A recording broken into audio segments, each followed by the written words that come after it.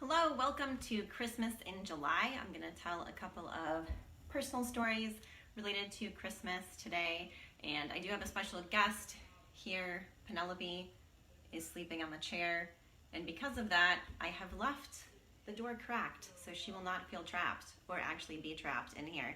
So hopefully there will not be any too much disruption as a result of the door not being closed. So, my first story today, I'm going to tell a story from when I was in high school. I played clarinet in the high school band, and my freshman year, few weeks into fall semester, we started rehearsing music for our Christmas concert. And I learned pretty quickly that we learned all new music for the Christmas concert each year, except for Sleigh Ride. We always performed Sleigh Ride in the Christmas concert. It was a tradition. And Sleigh Ride is just a fun song to play in the band. Someone in the percussion section got to play these wood blocks they would slap together to make that whip cracking sound. And one of the trumpet players would get to do the horse whinny at the end with the mute on the end of the trumpet. And it was one of those arrangements of Sleigh Ride where it turned jazzy for about 2 lines in the middle of the song. You know, ba ba ba da ba da ba da da da. And I loved that. I really wanted to play jazz on clarinet. Well, the first time we ran through the music, we got to that jazzy section, and I was playing boring old quarter notes. Bump, bump, bump, bump, bump, bump. And I thought, well, that's pretty disappointing. You really can't tell from my part that this section is jazzy at all. Now, I was playing third part. I sat in the third row of the clarinets. And I thought that was pretty good. As a freshman, I had auditioned into the top band at the school, and I thought any spot in the top band was better than not being there at all. But I did have some room to grow, and I hoped that over the next few years, I could audition up to the second row and then the first row. And I hoped that they played something more interesting during the jazzy section of Sleigh Ride, maybe some melody or some harmony. They could actually get in on the jazz. But these hopes were pretty quickly crushed because during my freshman year, by looking over people's shoulders and by listening and talking to people, I discovered that second clarinet part, first clarinet part, they also played boring quarter notes during the jazzy section. Bump, bump, bump, bump, bump, bump, bump, bump. So it looked like my dream of playing the jazzy section of Sleigh Ride just wasn't gonna happen. It really didn't matter how hard I tried and how far I moved up in the band. Now, some people don't think that clarinet is a jazz instrument, and I know what you're probably thinking, Benny Goodman, and you're right. But still, there are people who they don't view clarinet as a jazz instrument, and it's not part of the core kind of jazz ensemble that many people think about. I did join the jazz band at my school. It was an after-school activity that occurred only in the spring because marching band season was in the fall. And I joined my school's jazz band on piano because there were no clarinets in my school's jazz band. There were trumpets and trombones and saxophones, and then there was the rhythm section, me on the piano and a drummer who usually played a drum set but sometimes played some other percussion instruments. And I enjoyed being in the jazz band. On piano, I mostly was doing kind of a rhythm part, but sometimes I got a little bit of melody or harmony in there. There were a couple of perks to being in the percussion section in our school's jazz band. One was that my band instructor made all of the horns take a turn at improvising during our rehearsals. So the rest of us who were not improvising, we would just play this line from our practice book, And then he'd go down the line of the horns, and one by one, they'd have to take 4 measures of improvisation. But he didn't make me and the drummer do this. The drummer, once in a while, would volunteer to improvise on vibraphone. I thought she was crazy. But I was happy to get out of this exercise. Improvisation absolutely terrifies me. The other cool thing about being in the rhythm section for the jazz band was that we had power. So our instructor, he didn't conduct through the entire song.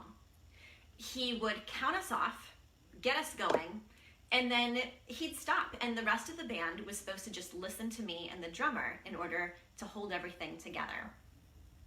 The band instructor, he'd give cues for parts where he was reminding people to come in, but other than that, it was all up to us.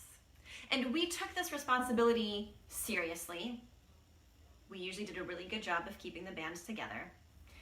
But there was this one song. We rehearsed, and we probably just should have cut it from our upcoming jazz performance. But our band instructor really thought we could do it. And the drummer and I, we could do it. But the horns, man, they were struggling. It was just too hard for them. And so what happened in rehearsal is that we would play the song so slowly. It wasn't meant to go that slowly, and it was painful. It was painful for us. And there was this one day, we'd already rehearsed sections of the song over and over again, and we were about to attempt a whole run through, and the drummer and I looked at each other and nodded, and yeah, we were gonna play it the way it was meant to be played. So our instructor, he counted us off, and he let us go, and the drummer and I started playing a little bit faster, and a little bit faster, and a little bit faster, and we got it up to tempo, and man, it was so good. It felt so good to play that song the right way. And then, of course, the horns totally lost it because they couldn't play it at that speed, and our band instructor cut us off. He said, well, I don't know what happened there. That song really got away from us. The drummer and I knew what happened. And there was one year that the band took a field trip to the New Orleans Jazz Festival. And we did a performance in a gazebo somewhere in New Orleans. It was a school rule that if the band took a field trip, we had to perform. So we did a little performance. We all went to the jazz festival. They turned us loose. We could go to any of the stages that we wanted. And then also as part of our field trip, we took a riverboat cruise, a dinner riverboat cruise. And there was a band on this cruise playing kind of jazzy, big band riverboat music. Now, most of my classmates, they ate dinner and then they were wandering around the boat, looking out at the river.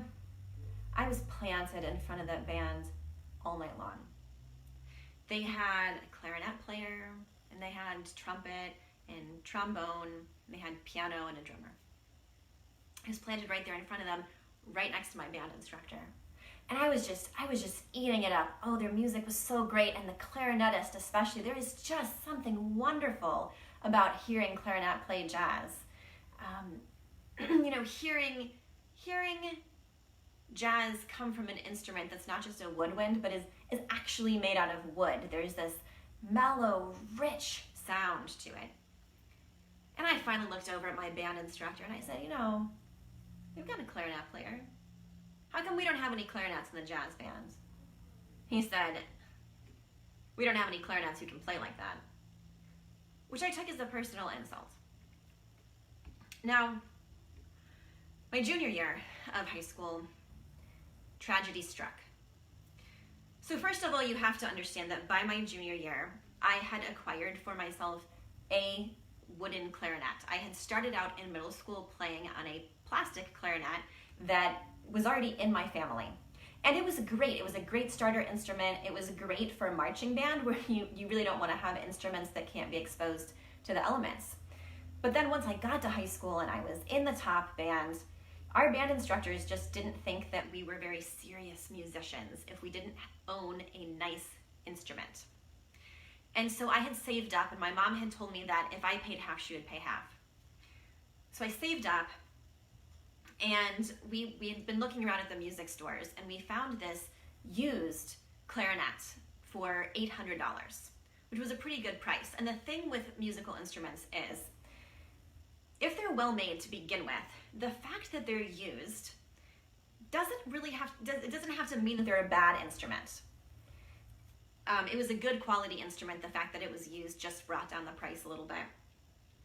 And it was a good brand. My band instructors thought I was serious after I purchased this instrument, and I loved it. It had that warm, rich tone that you get from a nice clarinet. I loved that it was used. I thought the fact that it was old just made it more unique and interesting. So I loved this clarinet, and then my junior year, tragedy. I did something that they teach you when you first start playing clarinet never to do. I was taking it apart, and I had my hands on the keys, which makes some of the keys kind of pop out. And that middle section that has all the keys on it, right across that joint, there are some keys that overlap. And if you're letting them pop out, they can snap against each other, and one or both of them might break off. And that's exactly what happened. I let those keys run into each other when I was taking the clarinet apart, and one of them snapped.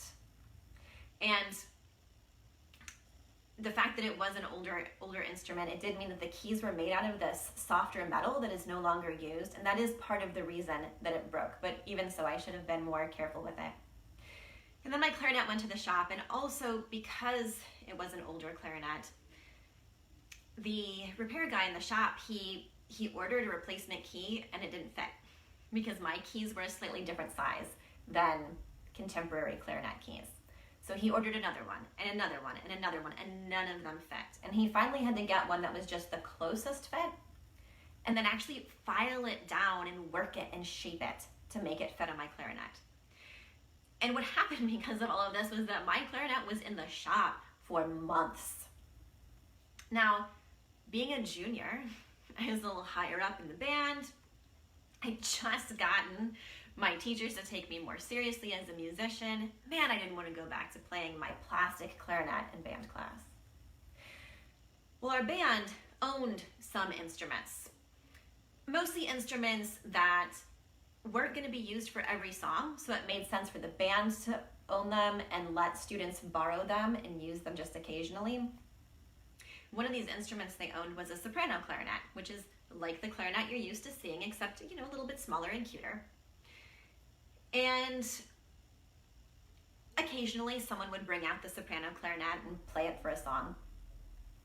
Well, during that time, when my clarinet was in the shop, I asked if I could play the soprano clarinet just every time there was a part for it.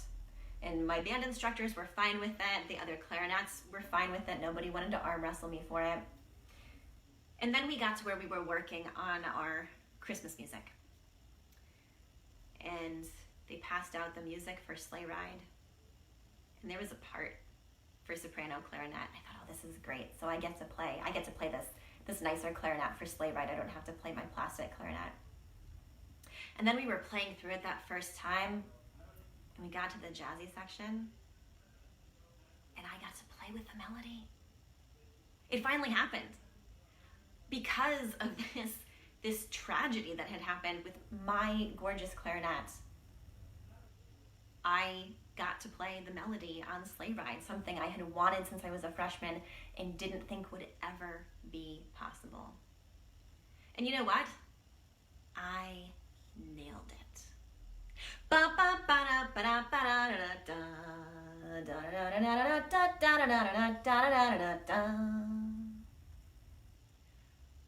That's it. That's Sleigh Ride. Got one more story for you.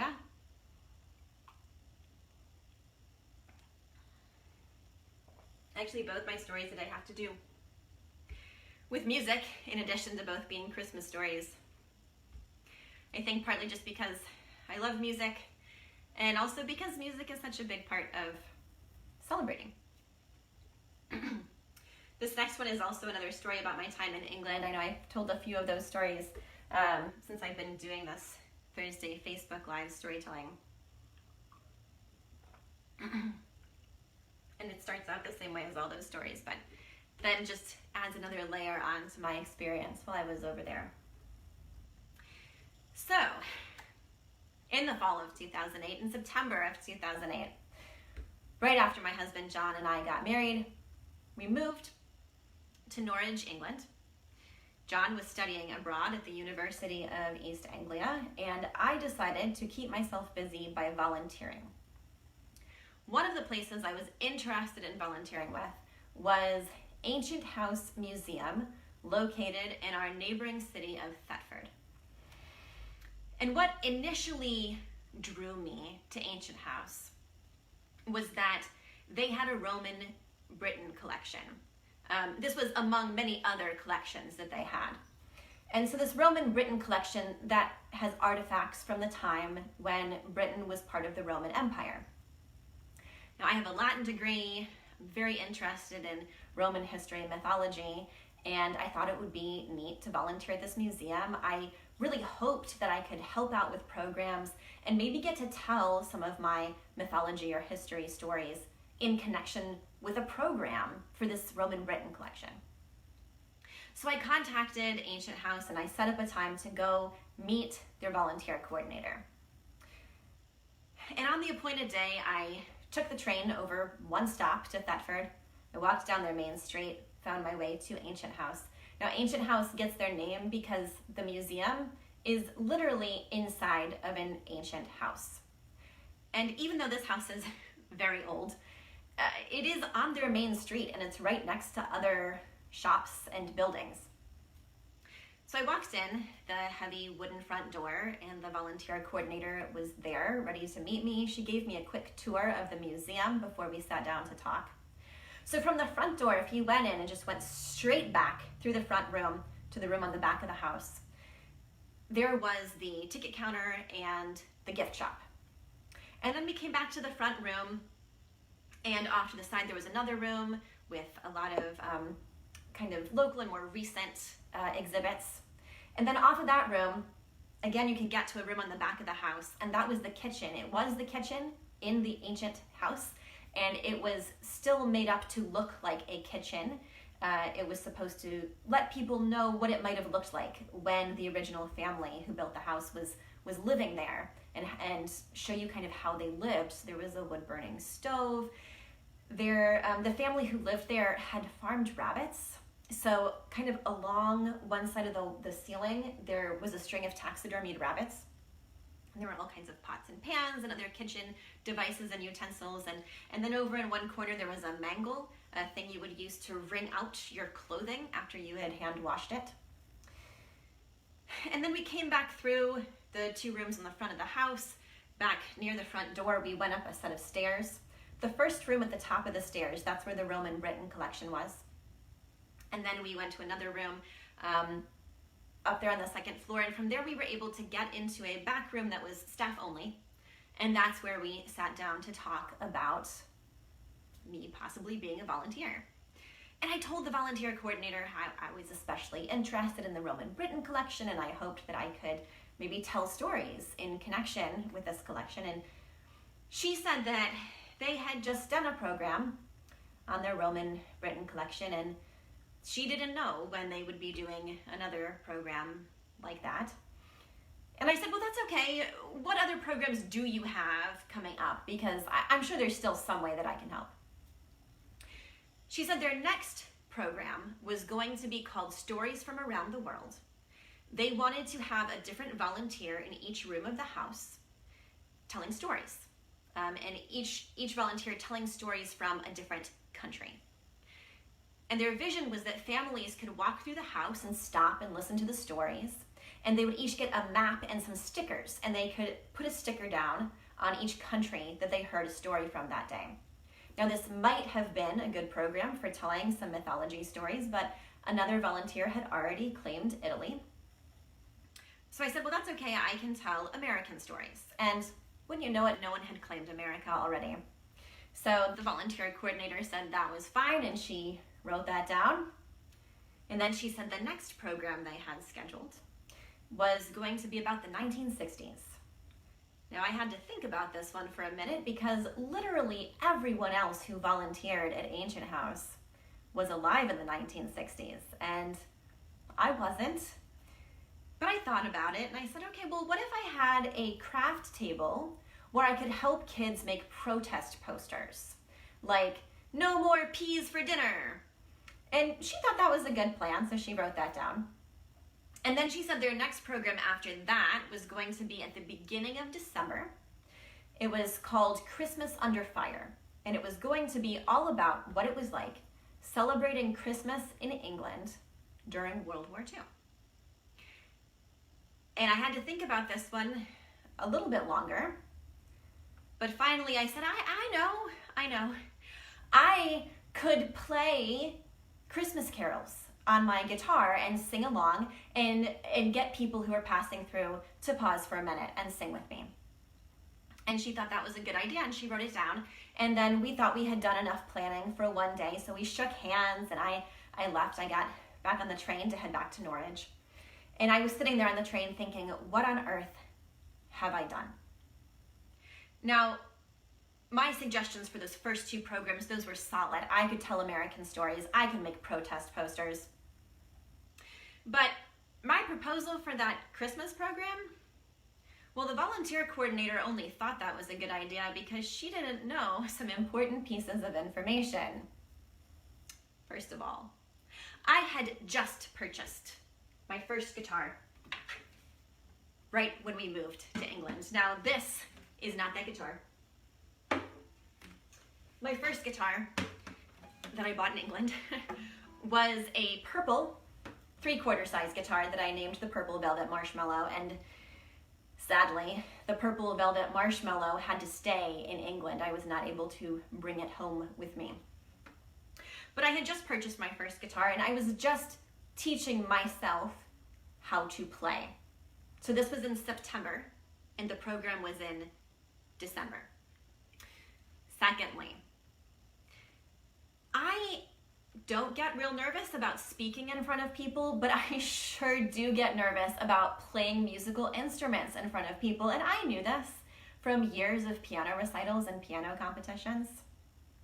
And then, finally, I'm not a great singer.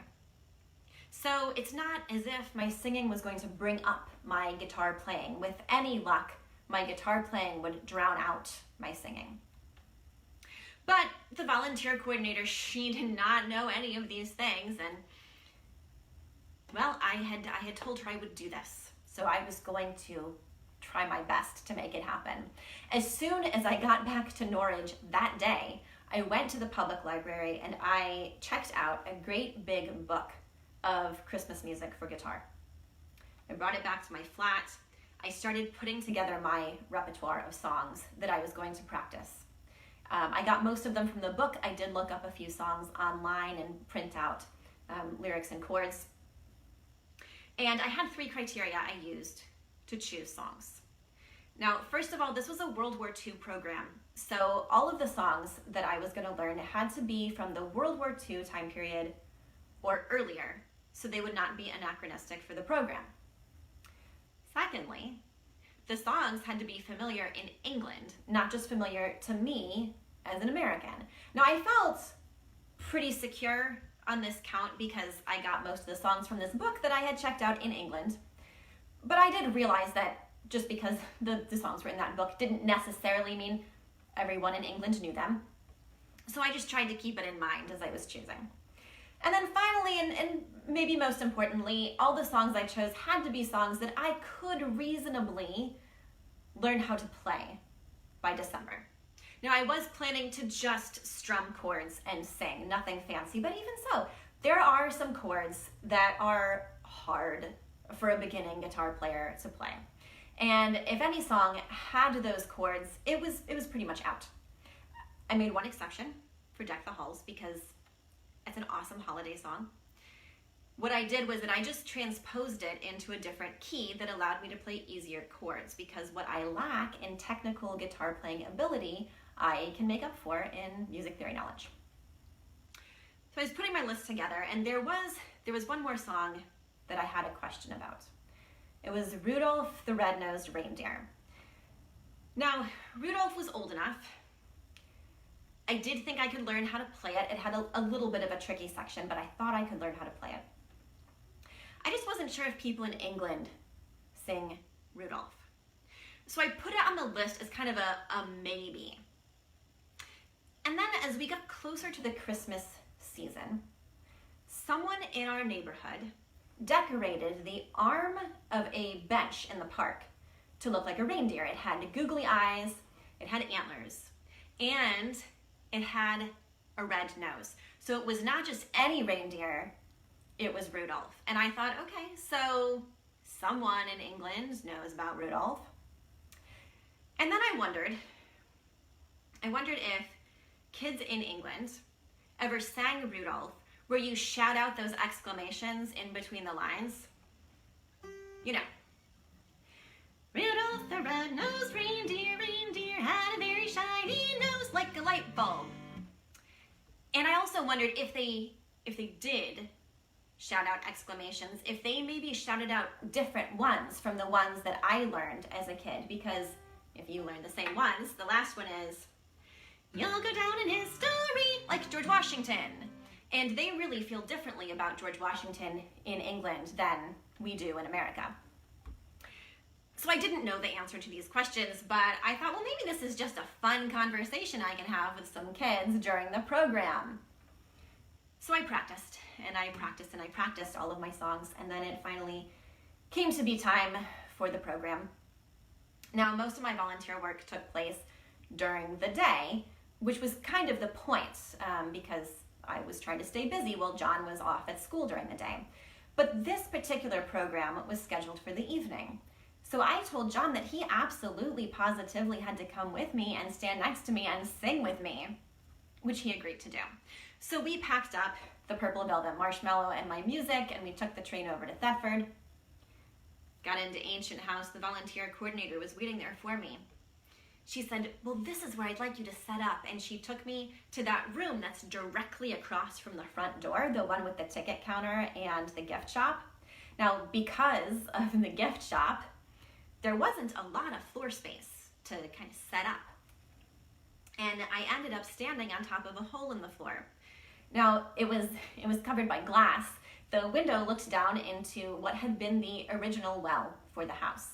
And this glass that was set in the opening, it was etched explaining about the well, and it also said that there were shrimp now living in the well, but in all of my time that I spent at Ancient House, I never saw the shrimp because the window was always fogged over. So I stood on top of this hole in the floor, and I got out my guitar and tuned it, and I had my music, and I had a whole bunch of sheets of lyrics. So people would have no excuse. They would have to sing with me. Then the museum opened their doors, the program started.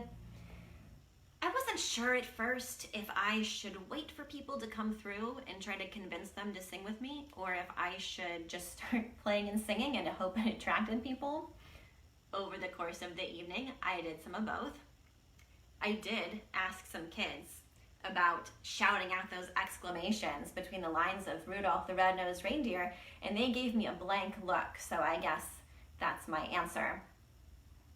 And as the evening wore on, I started to think that I might actually pull this off. I might survive the entire program without making a total fool of myself, without revealing that I had volunteered to do something I absolutely had no business doing.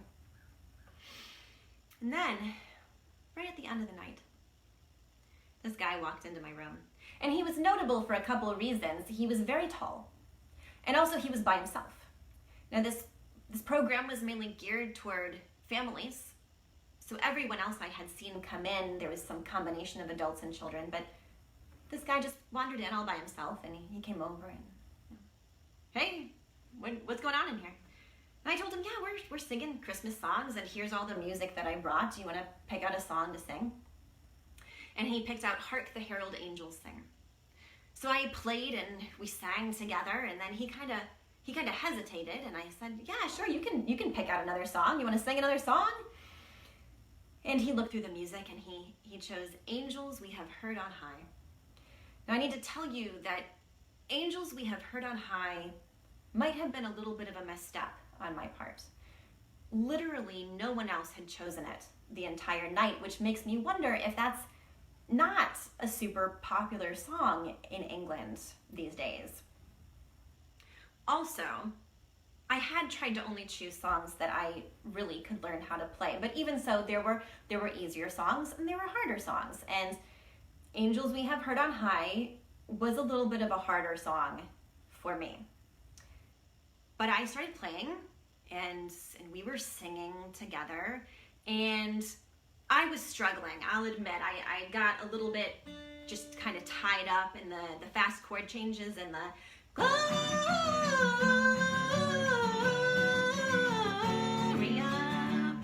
And man, that song has got 5 verses.